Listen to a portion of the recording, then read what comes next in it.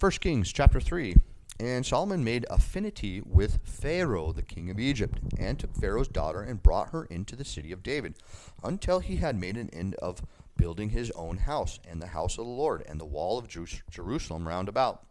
And the people sacrificed in high places, because there was no house built unto the name of the Lord until those days. And Solomon loved the Lord, walking in the statutes of David his father, only he sacrificed and burnt incense in high places.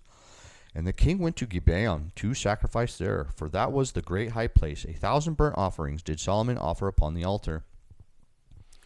In Gibeon the Lord appeared to Solomon in a dream by night, and God said, Ask what I shall give thee.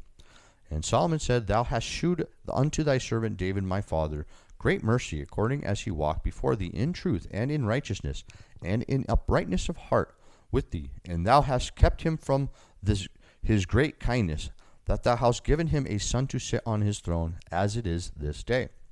And now, O Lord my God, thou hast made thy servant king instead of David my father, and I am but a little child. I know not how to go out or to come in.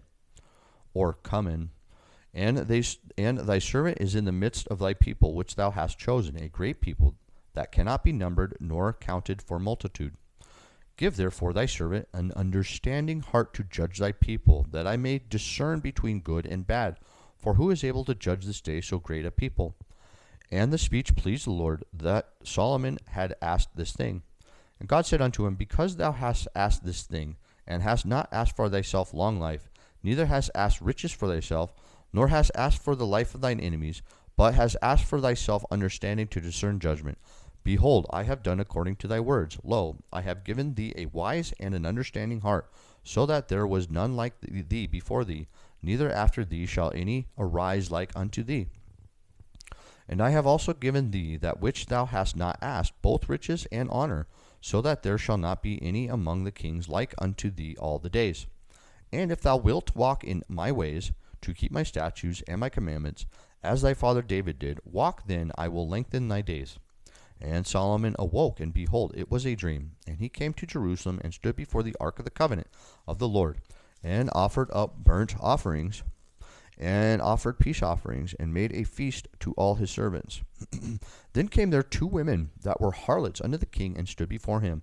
And the one woman said, O my lord, I and this woman dwell in one house, and I was delivered a child with her in the house. And it came to pass the 3rd day after I was delivered, that this woman was delivered also. And we were together. There was no stranger with us in the house, save we 2 in the house. And this woman's child died in the night, because she overlaid it. And she arose at midnight, and took my son from beside me, while thine handmaid slept, and laid it in her bosom, and laid her dead child upon in my bosom. And when I rose in the morning to give my child suck, behold, it was dead. But when I considered it in the morning, behold, it was not my son, which I did bear. And the other woman said, Nay, but the living is my son, the dead is thy son. And this said, Nay, no, but the dead is thy son, and the living son is mine. Thus they spake before the king. Then said the king, The one saith, This is my son that liveth, and the son is the dead. And the other saith, Nay, but the son is the dead, and my son is the living. And the king said, Bring me a sword. And they brought a sword before the king.